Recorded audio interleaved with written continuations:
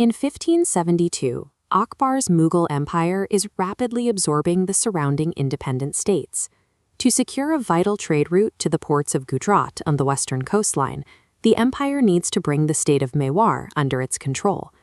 Right as this pressure peaks, Mewar's ruler, Uday Singh II, dies.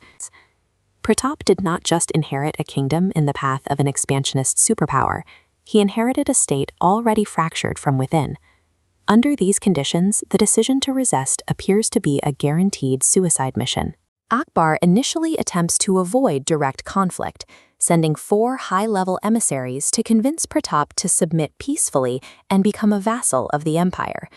The negotiations hit a series of specific breaking points. Pratap rejects the military rank offered by the emperor and, most notably, refuses to surrender his prized elephant, Ram Prasad, an animal Akbar had repeatedly demanded. Pratap sets his final red lines. He refuses to personally attend the Mughal court or offer a matrimonial alliance to the emperor.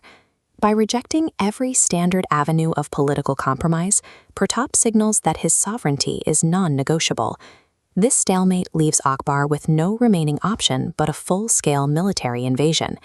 In June 1576, a Mughal force of 10,000 soldiers marches toward Mewar.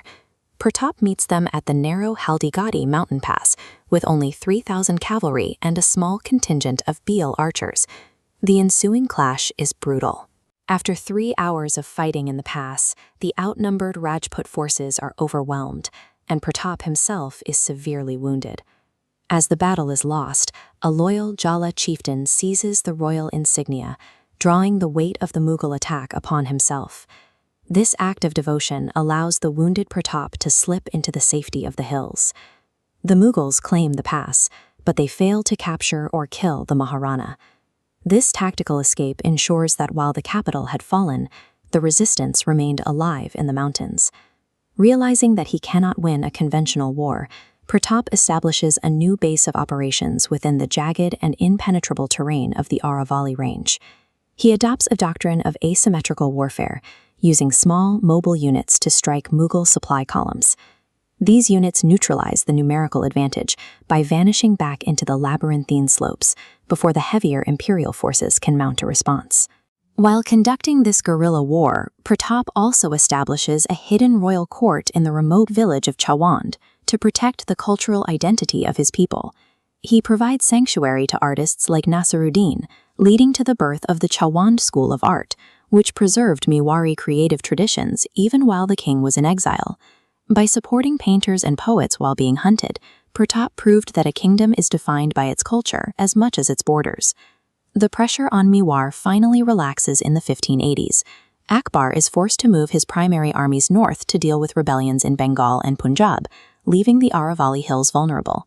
Pratap seizes the opportunity, launching a major counteroffensive that systematically recaptures 36 Mughal outposts across the region.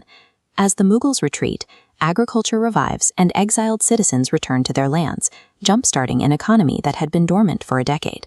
Through a decade of patient attrition, Pratap reclaimed nearly all of his ancestral territory, reversing a conquest that had once seemed absolute. In 1597, Pratap's reign comes to an end. He dies at the age of 56 from injuries sustained in a hunting accident, leaving the throne to his son, Amar Singh. On his deathbed, Pratap demands a final oath from his son: never submit to the Mughals, and to continue the struggle until the old capital of Chittor is fully recovered. The mountain warfare tactics Pratap refined did not die with him.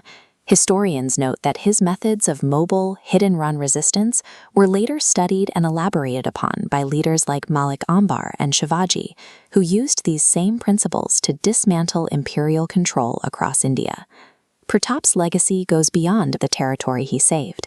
Choosing total resistance over the safety of submission, he provided a model of defiance that would inspire Indian freedom fighters for centuries to come.